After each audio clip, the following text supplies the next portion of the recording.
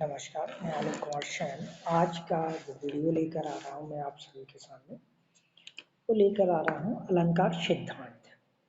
अलंकार का स्वरूप, अलंकार की परिभाषा, उस पर बात करेंगे। अलंकार का सामान्य जो अर्थ है वो है सजावट या सौंदर्य। व्याकरण अनुसार अलंकोरति इति अलंकार, अर्थात जो सुशोभित होता है वो है अलंकार है। जिस प्रकार स्वर्ण निर्मित रज और रत्न होते हैं, आभूषण शरीर को अलंकृत करता है, उसी प्रकार काव्य के शब्द और अर्थ में चमत्कार जो होता है वो रचना के द्वारा अलंकृत करना होता है। कलाकार की नितांत आवश्यकता होती है। प्रत्येक कलाकार अपनी कलागत रचनाओं में पूर्णता लाने का प्रयत्न करता है। इसी दृष्टिकोण से भारतीय कवि विद्वतों में सौंदर्य के अनेक समानार्थी शब्दों शोभा, लावण्य, चारु, रम्य, सौष्ठव और व्युत्पत्ति अर्थ में आदि में बात करते हैं। इसमें जो आचार्य हैं उन्होंने अनेक अनेक प्रकार से अलंकार की अपनी अपनी बात को रखा हुआ है। सौंदर्य में अलंकार अर्थात सौंदर्य ही क्या है? अलंकार है। अलंकारवादी आचार्य, अलंकारवादी जो आचार्य हुए हैं उन्होंने क्या क्या कहा है?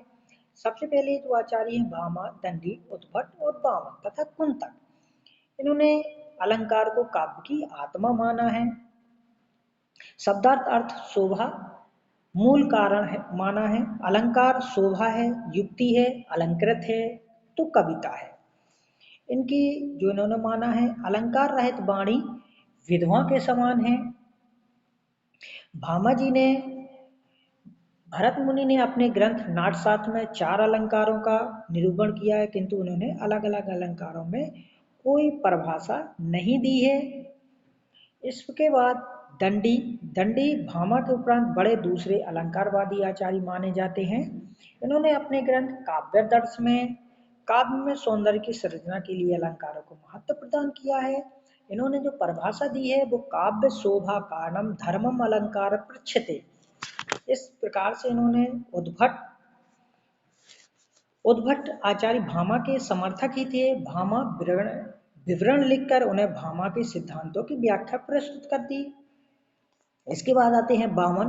वामन ने अलंकार को दोहरा विवेचन किया। दंडी, भामा, उद्भट आदि पूर्ववर्ती आचार्यों के समर्थन करते हुए काव्य अलंकार के कारण ही गिरता है, उसको ग्रहण किया जाता है। काव्य ग्रहण अलंकारतम परिभाषा दी है। इसके बाद रुद्रट, अलंकार संप्रदाय में आचार्य रुद्रट का भी विशेष स्थान है। रुद्रट ने ही सर्वप्रथम अपने काव्य अलंकार में रस अलंकार को पृथक कर दिया, स्वतंत्रता प्रदान कर दी। उन्होंने रस को अलंकार के स्रोत नहीं माना।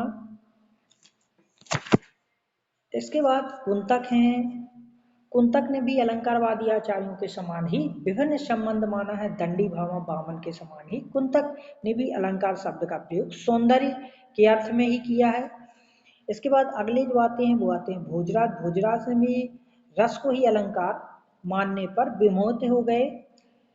वाग्भट अलंकार की युक्ति परिभाषा। इसके बाद आते हैं रूपयक। अलंकारवादी रूपयक एक बार पुनः रसवत प्रेरकता, ऊर्जा और समाहित करते हैं। भवेदेव भाव संधि, भाव सबलता को भी इन्होंने अलंकार माना है। जयदेव, जयदेव जो हैं अलंकार के अनिवार्य इन्होंने अंगीकृत या शब्दार्थी अलंकृत माना है इसमें। इसके बाद जो आते हैं आचार्य मम्मट हैं। इसके बाद हिंदी के रीतिवादी कवि और आचार्य के मत भी इस अलंकार के संबंध में प्रस्तुत किए जाते हैं। इसमें जो पहला है वो आते हैं जगन्नाथ प्रसाद, जो काव्य की शोभा को बढ़ाते हैं, वही अलंकार है। मिश्र बंधु विनोद, जिसमें शब्द या वाच्यार्थ की शोभा बढ़ाते हैं, उसे आप अलंकार कहते हैं। रामचंद्र शुक्ल जी ने अलंकार वर्णन करने के अनेक प्रकार के चमत्कारपूर्ण शैलियां, जिन्हें काव्यों से चुनकर प्रयोजित आचार्यों के नाम रखे, उसे कहा गया है। डॉक्टर नगेंद्र अलंकार को समान अर्थ की दृष्टि में रखते हुए दूसरी उत्पत्ति तथा अधिक संगत मानते हैं। सुमित्रानंदन पंत अलंकार वाणी के सजावट के लिए नहीं, वे भाव की अभिव्यक्ति के लिए विशेष महत्व रखते हैं। इसी के साथ अलंकारों का क्रमिक विकास भी है। इसका क्रमिक विकास में इसके प्रथम अवस्था द्वितीय अवस्था, तृतीय अवस्था और चतुर्थ अवस्था का भी वर्णन किया गया है। हिंदी अलंकारों का विकास, हिंदी अलंकारों का विकास 3 चरणों में बांटा गया है, किया गया है। रीतिकाल अलंकार, गद्यकालीन अलंकार, आधुनिक अलंकार। इसके पश्चात जो आपका नेक्स्ट वीडियो होगा वो बहुत जल्दी इसी के आगे के टॉपिक का लेकर आऊँगा। अगर आप सभी को मेरा वीडियो पसंद आता है तो उसको लाइक करें, शेयर करें, सब्सक्राइब करें ज़्यादा से ज़्यादा लोगों में, जिससे मैं और अच्छे से आप सभी के सामने वीडियो प्रस्तुत कर सकूँ। थैंक यू, धन्यवाद।